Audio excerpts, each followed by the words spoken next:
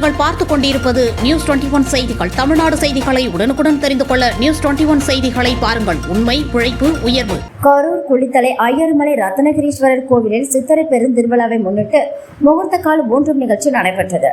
கரூர் மாவட்டம் குளித்தலை அருகே ஐயர்மலையில் புகழ்பெற்ற ஸ்ரீ ரத்னகிரீஸ்வரர் கோவில் அமைந்துள்ளது.